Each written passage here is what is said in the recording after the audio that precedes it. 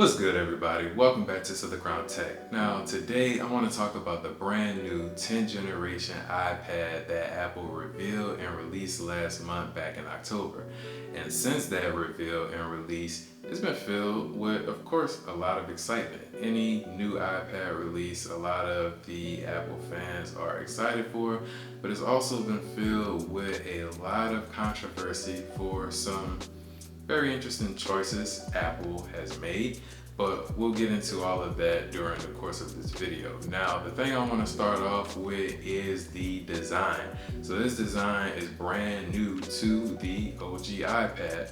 Since the release of the iPad in 2010, the first iPad is pretty much stuck to kind of the same design language, but now it's being welcomed into the fold with all of the other members of the family of the iPad in terms of the current design language that Apple is using, not only on the iPads, but also on the Macs and of course the iPhones. Now, with this design language, it's getting it from the iPad Air. If you put this brand new 10th generation iPad and the current version of the iPad Air, the 5th generation side by side, they pretty much look the same to the untrained eye if you don't know what to look out for. Now, one of the biggest benefits that it is gaining from adopting this form factor is the screen size.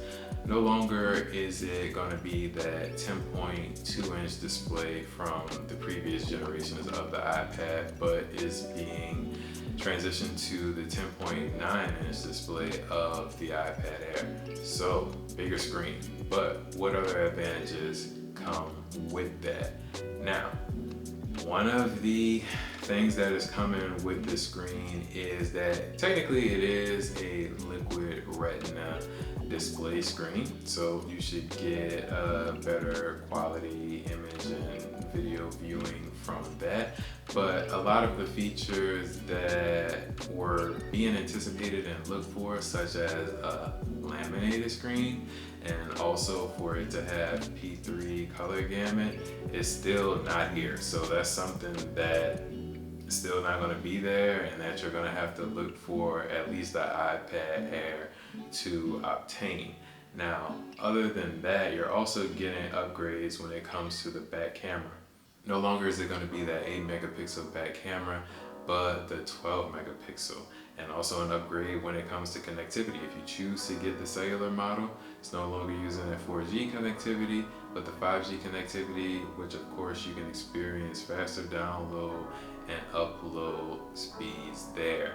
And probably, depending on who you ask, the first or the second biggest advantage to adopting this design language is USB-C. So USB-C is here on this base iPad. All of the iPads generations previous to it use the Lightning connector. So now all of Apple's new iPads use USB-C.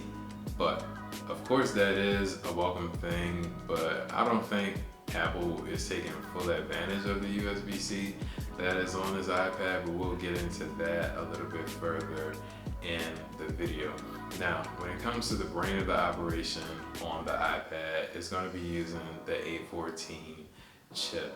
And the A14 chip is an interesting choice for it. Normally on Apple's cheaper products, so whether you're looking at this iPad or the iPhone SE or even the Apple Watch SE, they put in the latest processor in that machine.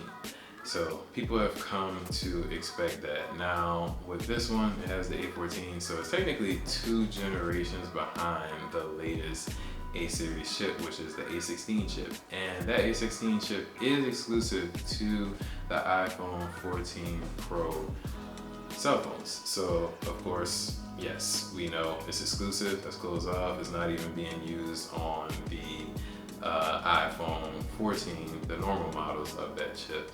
But you would think this iPad would at least get the A15 chip.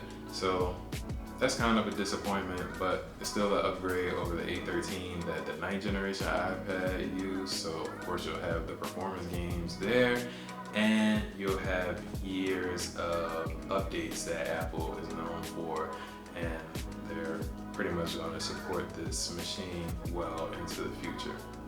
And this is where things start to get interesting, weird, and honestly very disappointing with this iPad.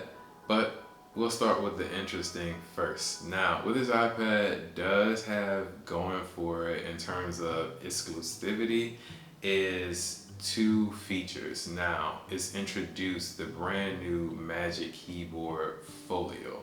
So the Smart Folio and the Magic Keyboard are kind of like together, or like a fusion of some sort, because even though I haven't used it, it seems like it's gonna keep true the keyboard and the trackpad experience of the Magic Keyboard, which I have a Magic Keyboard and I love that experience, by the way.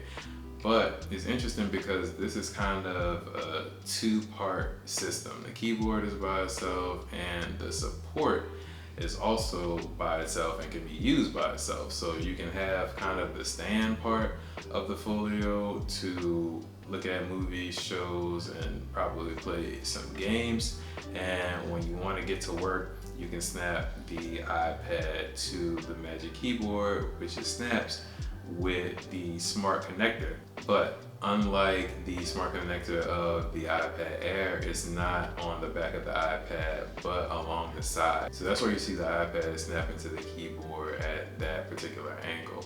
Now, when it comes to the other exclusive feature of this iPad, this is probably one of the greatest ones that is coming to a base model machine, and that's because the front-facing camera is now basically being put for primary landscape use. So you may ask, what's the big deal from that? And if you've ever FaceTime or video conference on an iPad, any iPad, it's very weird in terms of where the camera is placed. A lot of people, myself included, when we are video conferencing FaceTime and we're using the iPad in landscape mode. So when I'm FaceTiming, I typically have my iPad Pro on the Magic Keyboard set up that way. I get to, talk to the person, look at them, and also, continue doing what I'm doing. But from that angle, it just looks off. So a lot of people have been asking, why can't they just put the camera, the front-facing camera, in landscape? And they've done it. It's here. It's exclusive for now to this iPad. So a lot of potential buyers should be excited about that and are pretty much going to get a lot of good use out of both of those features, because even with the Magic Keyboard Folio, it is cheaper than the Magic Keyboard. So even if you're kind of excited to use a traditional Magic Keyboard, even if you have to buy this, technically you can get more functionality out of it and it's cheaper. And that's pretty much where the good news ends for this iPad, because pretty much everything else that we're going to discuss, people are at least kind of meh about to angry. And the first one is going to be, this thing still uses the first generation Apple Pencil. And you may think with the new design, or at least current design, it should be able to support the second generation Apple Pencil. And you would be wrong. It doesn't feature the magnetic connector for the second generation Apple Pencil to be able to connect and charge to. So still using that first generation Apple Pencil, and you may say, well, that's confusing because earlier you said it uses USB-C. Yes, it does use USB-C. And if you know anything about the first Apple Pencil, it connects via Lightning. Now, this has always been kind of weird and a head scratcher for Apple since the first generation Apple Pencil was released, because it charges via Lightning and you plug it right into the Lightning connector of the iPad. And even though this one has USB-C now, welcome to dongle life, because that's what you will be using if you purchase this iPad and have to use that first generation Apple Pencil. You'll have to use a dongle that's going to connect that Lightning to USB-C, and connect it into the iPad. So it's not being directly connected into the iPad. It at least has a wire this time to where it's like, you know, kind of hanging from the side of the iPad. But nonetheless, this isn't the most elegant thing that someone would want from this brand new machine. Now, a couple of folks have been speculating that because they moved the camera to the side, maybe the support of the Apple Pencil second generation was compromised there, but I still think they could have engineered maybe something on the back, put a magnet on the back of the iPad for it to just kind of rest on the back and charge. But this is what you have, this brand new machine with this design language that should support this accessory, supporting the older version of that accessory. But you may say, I don't use an Apple Pencil. I'm gonna buy this machine, never touch an Apple Pencil, and you may be right. That isn't a problem that you are gonna have with that. But the problem that no one will be able to avoid is the price of this machine. Now, traditionally, this version of the iPad in the last couple of generations has been the cheapest version of the iPad you can get.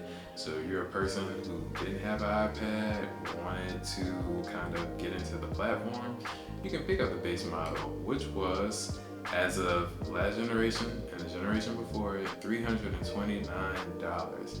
Now, in terms of Apple pricing, that is ridiculously cheap for an iPad, and that's $329 retail from Apple.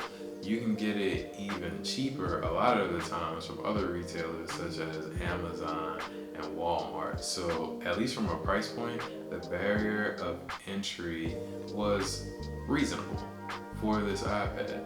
That's no longer the case with the $120 price increase, with the $449 price that this thing is commanding. So is it worth it with all of the features that you're getting for it? Definitely a lot of people will be priced out by it. And that previous 9th generation is still being sold by Apple with that $329 price point. And that's something that we're going to get into on another video. But that's the 10th generation iPad.